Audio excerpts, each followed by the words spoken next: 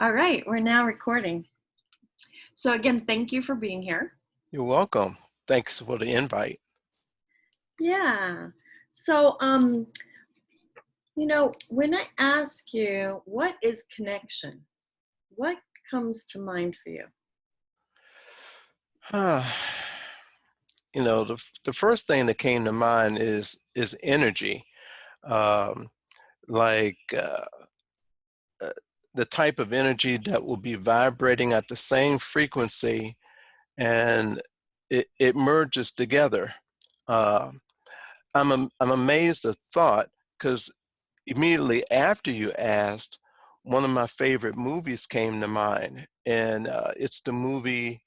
Um, I'll remember the name later, of course, but the Blue People, where they were connected to the planet, and Avatar. each avatar, exactly, and the each person had this way of connecting with the horse they were riding or the dragons they were flying, and um, before the connection, they were separate, maybe fighting, but once that link was there, they understood each other's purpose and they started working together and they became one.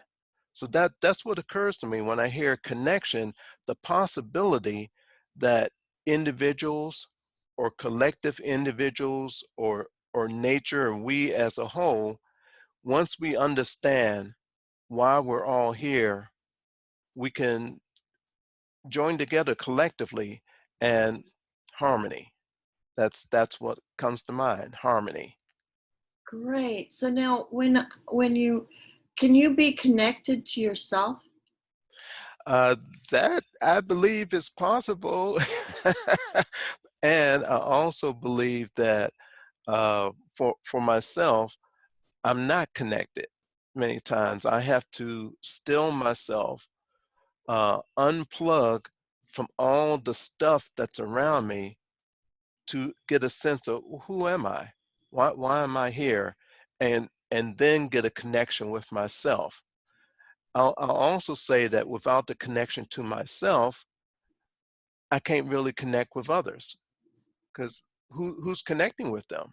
If I'm not being authentic, if I'm not being fully who I am, who I've been called to be, then whatever connects with someone else is just a shadow or a shell of the true me. So connection to self and to other, can you connect to group? What does that look like? Oh, I really do believe we can connect with group. Uh, I'm trying to think of an example, but the context is the opportunity I've had to speak to groups, being up on stage or lectern or pulpit where there's 10, 15, 100, 1,000, 1,500 people. Even the training example that comes to mind when I was the trainer speaking to 50, 60 people in a office setting, when I would share a particular analogy, a word, a thought, a concept, and you get that buzz. Maybe you hear people say and you see their heads nodding. It's you connect, and you know, all right, we're on the same page, we're moving in the same direction. And I believe that uh, a master of communication can sense where the people are, so he speaks their language as opposed to trying to force their own thoughts on people that may not fit. Mm, that's great. I can hear that. Um, Excellent. So, can you connect? Can one person connect? Can you connect to humanity? I think that's the ultimate possibility. Um, I reflect on the greats who have walked this earth within our lifetime. Martin Luther King. I thought about Martin Luther King and Gandhi.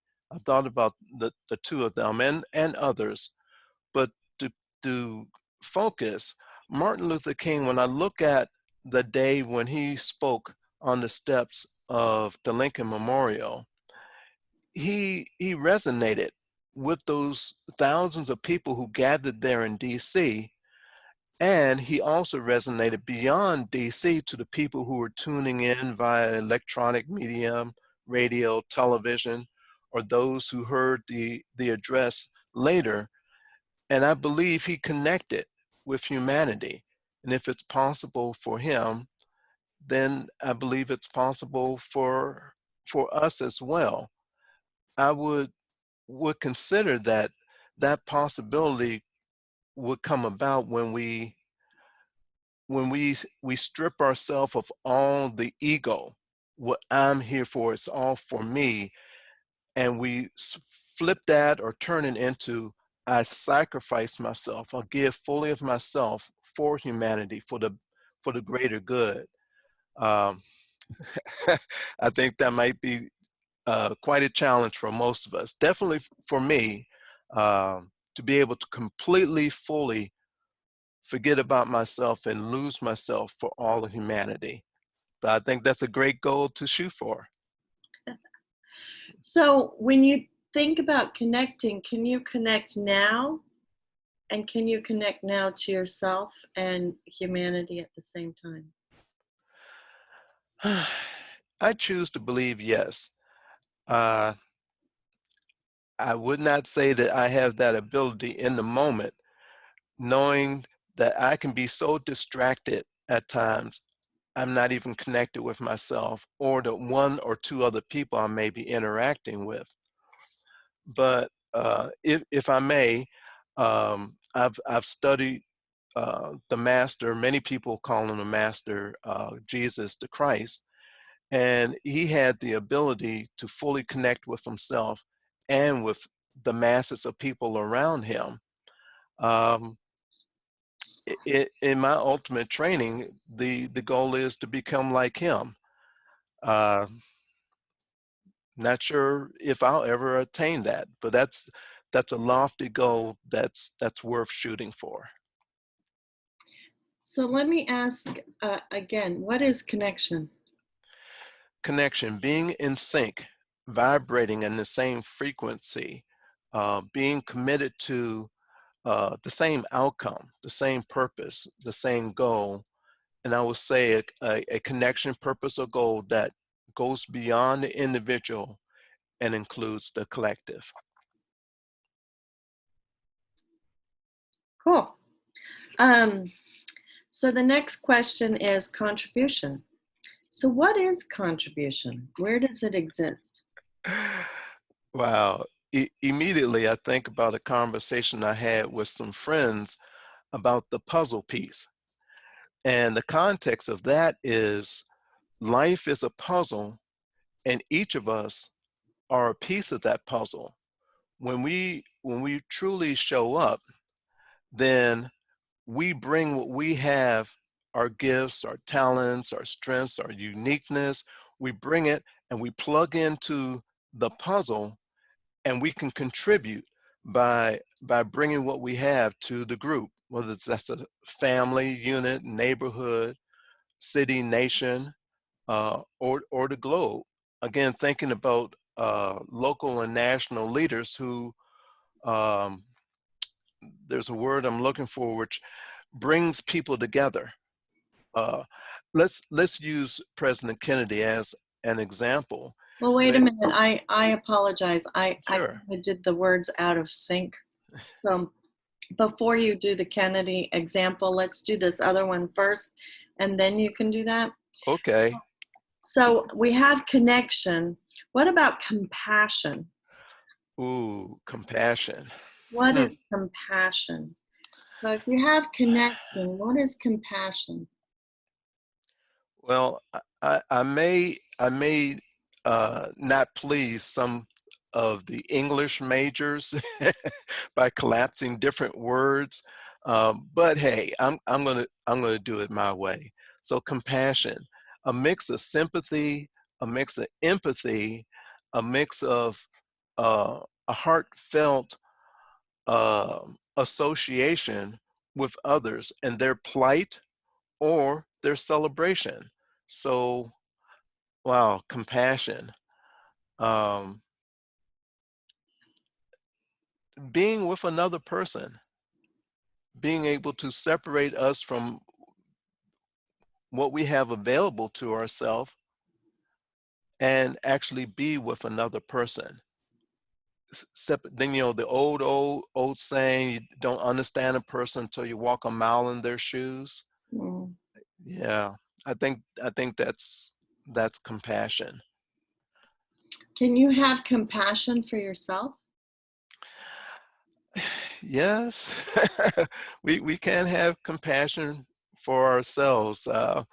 Lately, past few months or so, I will remind myself, wow, Arnold, yep, there you are. You're human. So when I see myself falling into the old programming of beating myself up because I wasn't perfect, yeah, I remind myself, wait a minute, you're human. Allow yourself to be human. So in that sense, I have compassion for myself, knowing how royally I can mess things up and say, well, okay, you're human. Try it again. You'll be okay. Mm.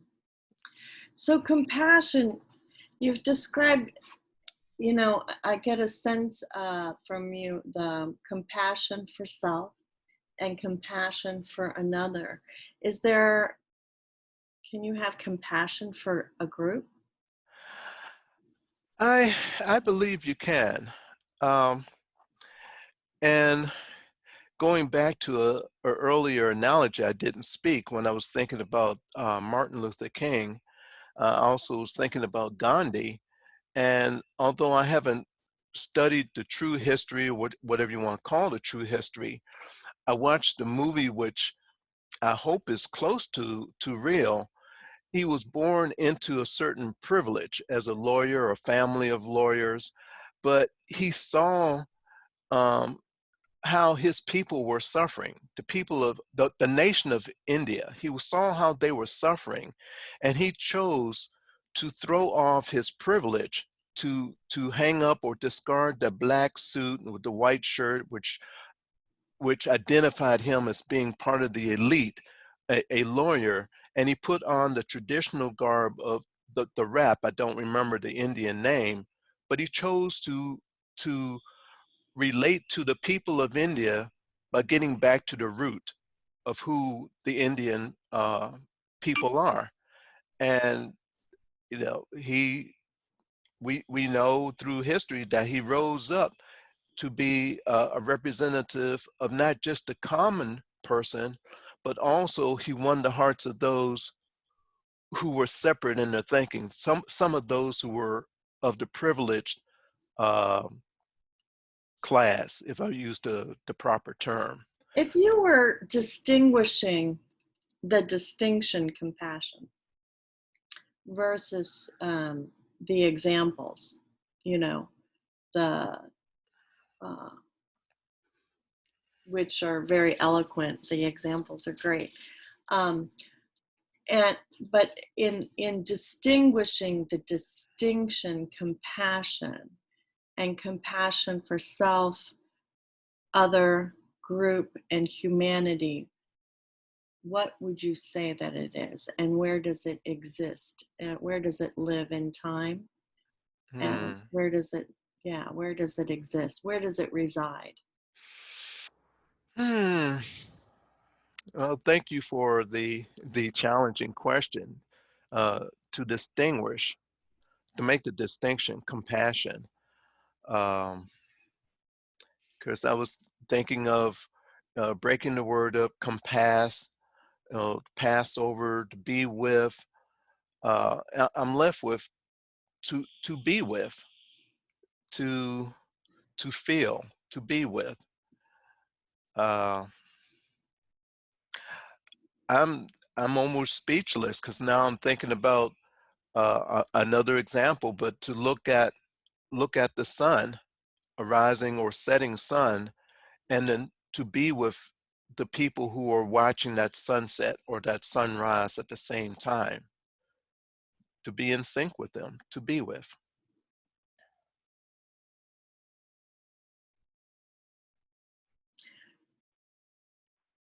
So there is compassion for self. Can you describe that again as a distinction? To be with self, to understand that I am where I am this very moment. I'm not where I was 10 years ago, 20 years ago at birth. I'm not where I will be 10 years, 20 years from now, or on the last day that I draw my breath. If I will just let go of the past and the future and just be with myself in the moment, then I can truly discover what's here, who am I in this moment. I can be with myself in this moment. Are you being that now? I think I am. Okay, great. So, connection. Can we go back and just do a distinction of connection? Sure, distinction of connection. Um, most of my life, I've engaged in tangible work.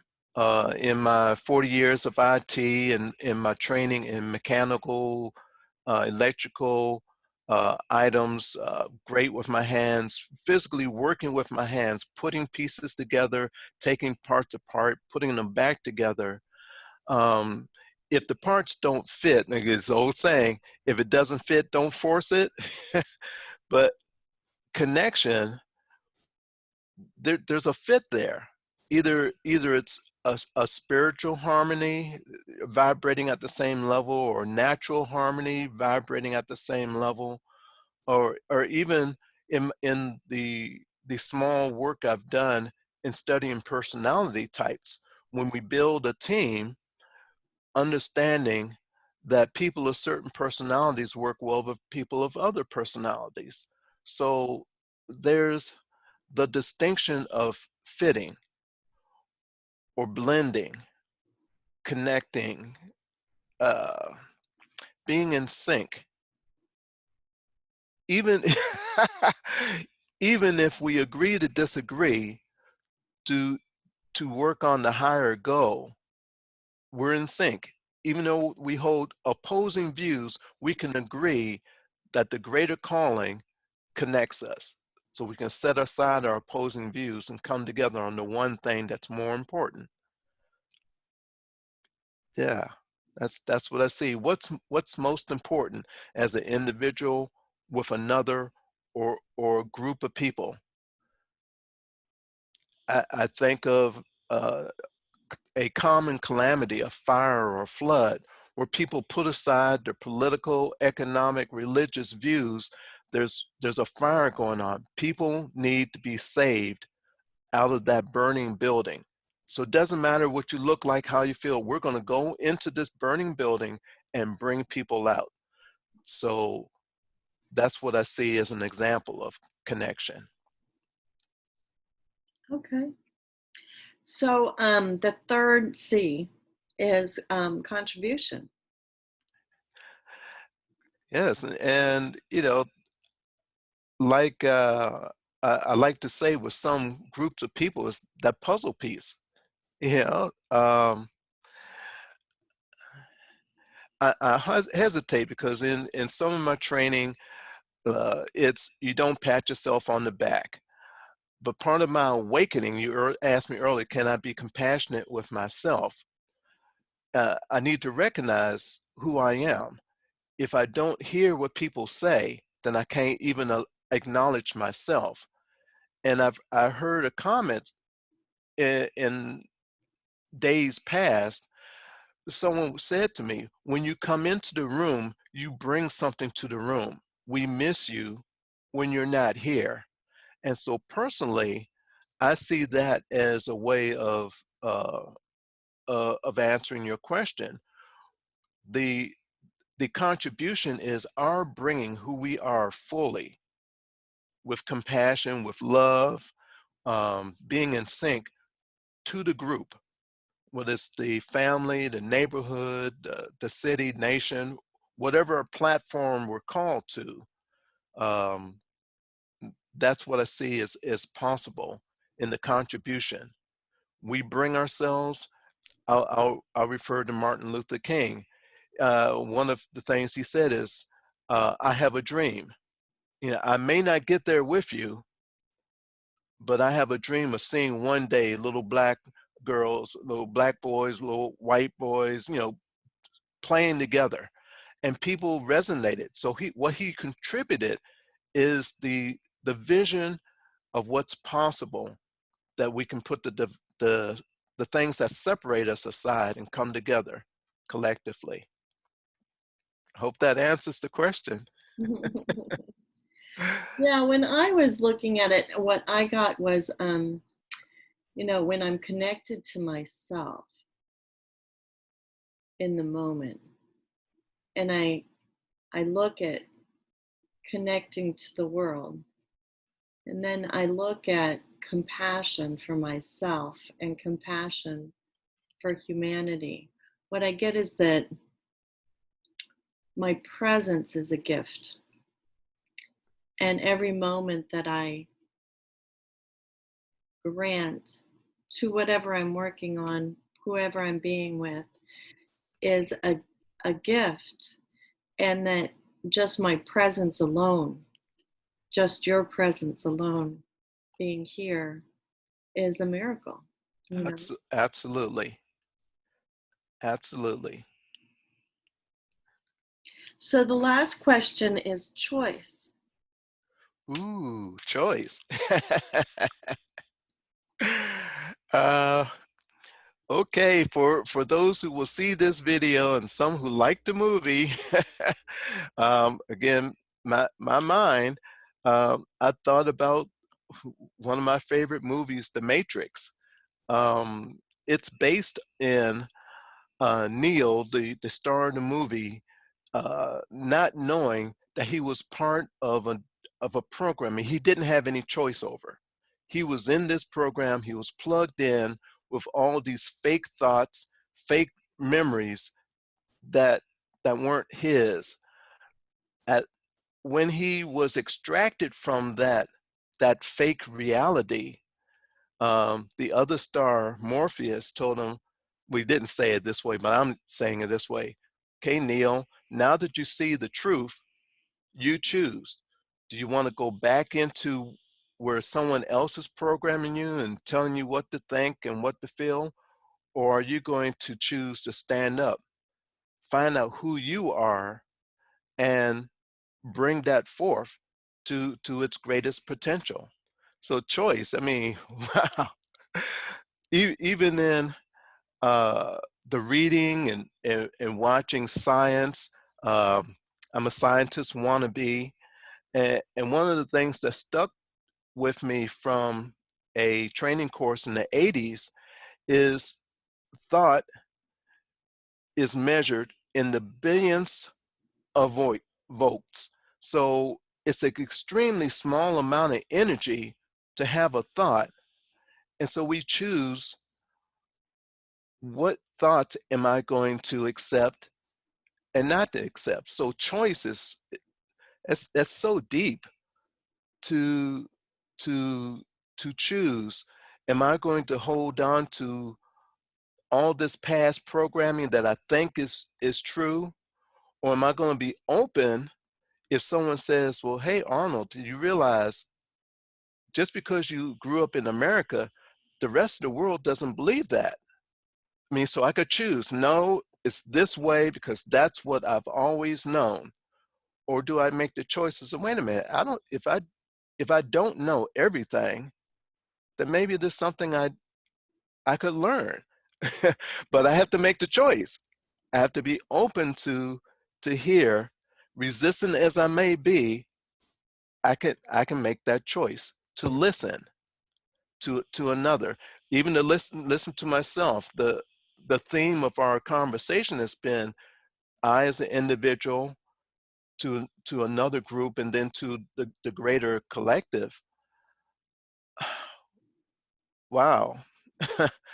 uh, Choice, uh, A or B, or is it so many choices that we have to just follow our heart?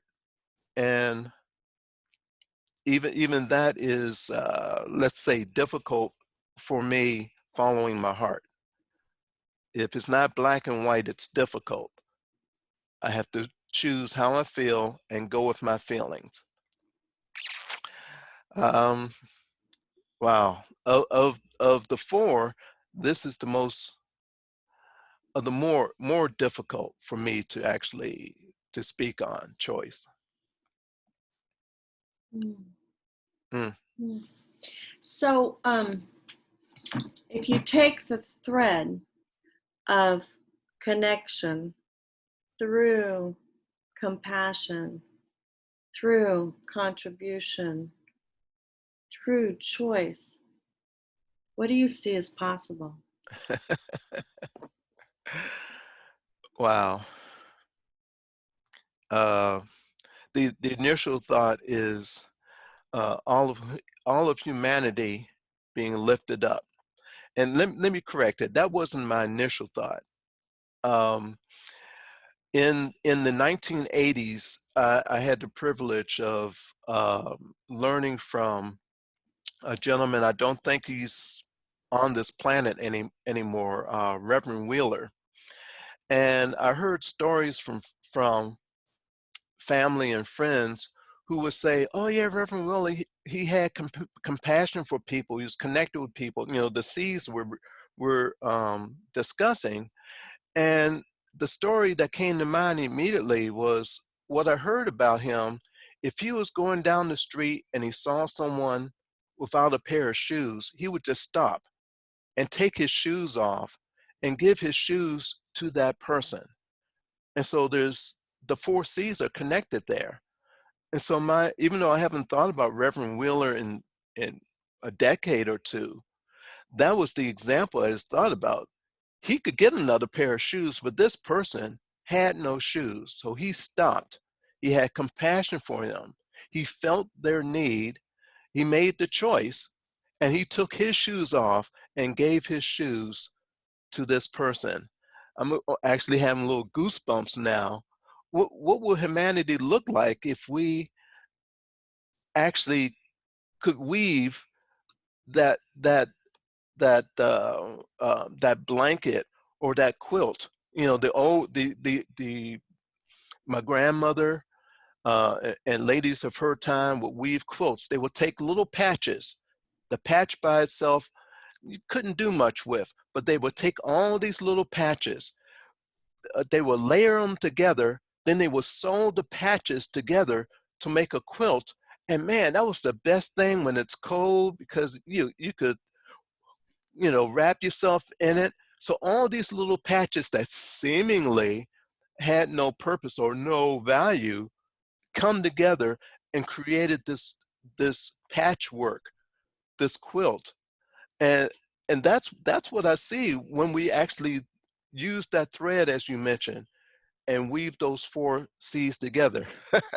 We create the quilt of love that can blanket humanity. That one's free. You can write that one down.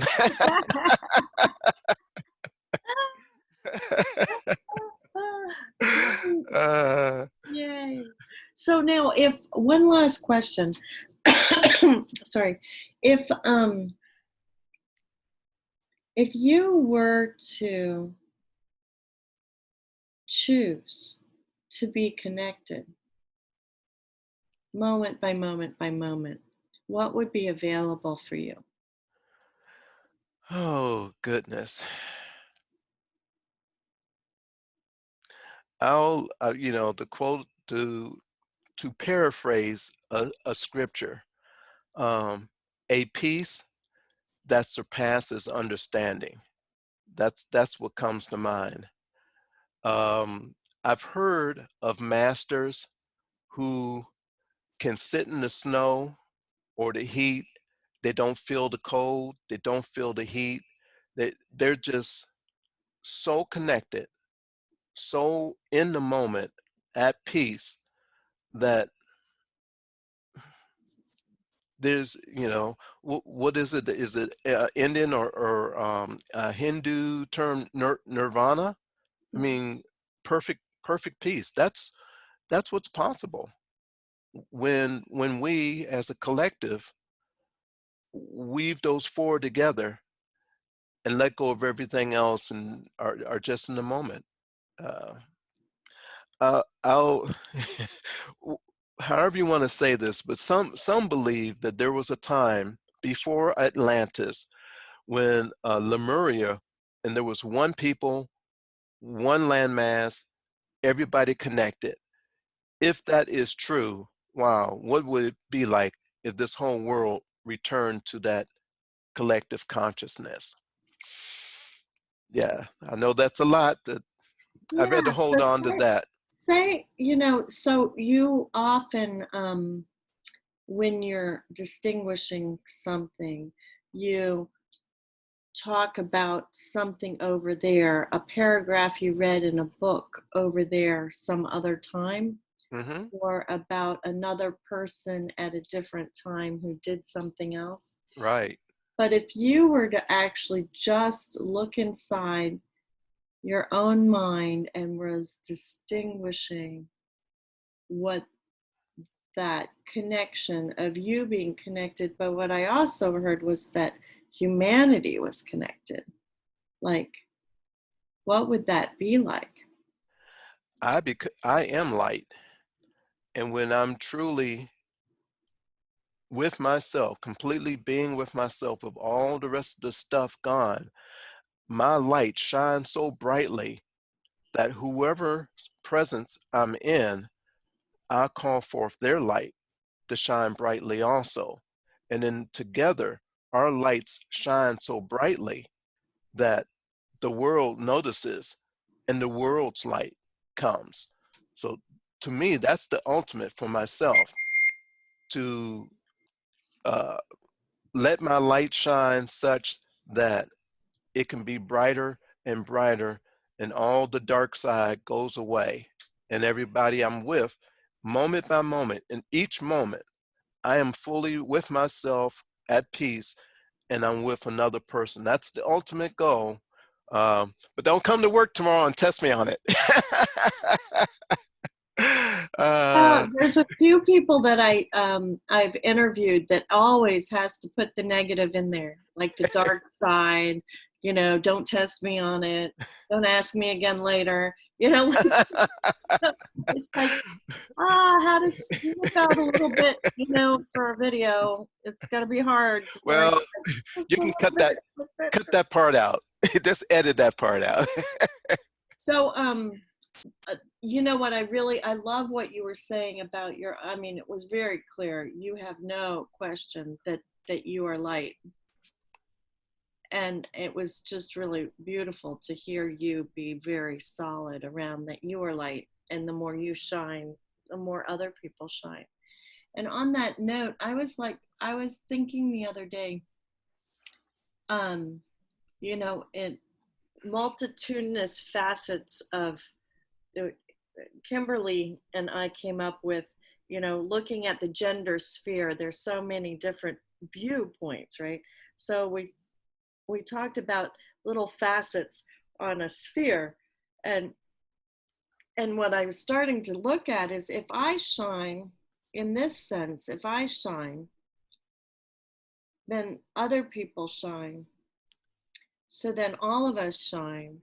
And Mhm. I heard you saying that like the world shines brighter. So can you say that again? I would love to. Um, Let me say, as soon as you said the word facet, I thought about a diamond. And a diamond cutter knows exactly where to cut that diamond, so the facets, the surfaces of that diamond will catch the light that shine into it, and it'll brighten the whole diamond. And another thing that came to mind, that as that light comes into the diamond, it creates rainbows, and the rainbows, they sparkle and go everywhere. And I can't, it's difficult to imagine a person on their worst day seeing a rainbow and not at least bring a little bit of smile to their face. So what I see when we cut away all the stuff that prevents us from allowing our light to shine, then rainbows come out from us. And as we walk, our light, our rainbow shines on people. And mad as they may be for whatever, or upset or sad, whatever those emotions are, when our rainbow passes over them, they'll smile. And then as they smile, then their rainbow starts to shine. And that's what I see is possible. Great. Now, can you say that whole thing with the word I? Sure. I'm the diamond. You know, it's we excuse me for being philosophical and all. We're sort of like born like a lump of coal, and life molds us and shapes us and cuts on us to where we become ultimately that diamond that the jeweler, I become that diamond that the jeweler looks for. No flaws, no inclusions, that that beautiful diamond with all the facets cut. So wherever you turn it, as long as there's some light, you have different rainbows that come off from that diamond. That's my goal, is to yield to others who see me as I don't see myself, listen to them, and allow them to cut away the parts that prevent me from being that perfect diamond. That's what I seek.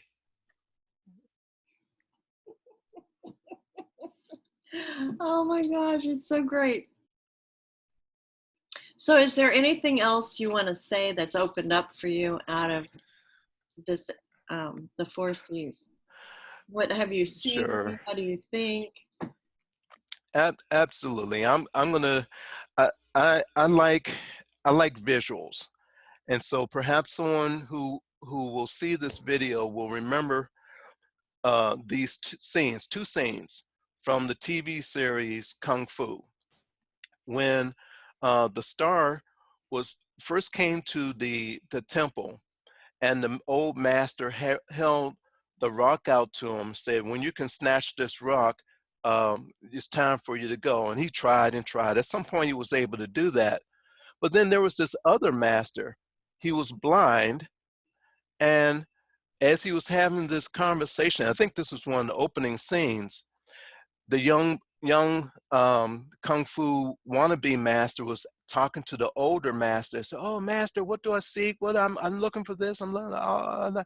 And the older master said, "Well, my question is, why is it that I can hear the grasshopper at your feet, but you cannot?" And immediately the scene shoots down to there's a grasshopper between the young person's feet. He was growing. He wasn't a master yet, but through time, through training, through the different masters of the temple, and then when he left the temple and started walking in the world, he faced challenges where people wanted to fight him, literally beat him up and do things. He constantly had to call upon that diamond in the rough to come out. And so, wow, we need each other. Yeah, there's a time for us to go seek solitude. And I believe now is the critical time for us to slow down and listen to each other. We cannot see ourselves, but others can see us, and we can all lift each other up. So I like to end on those thoughts. Let's all lift each other up. Thank you. You're welcome.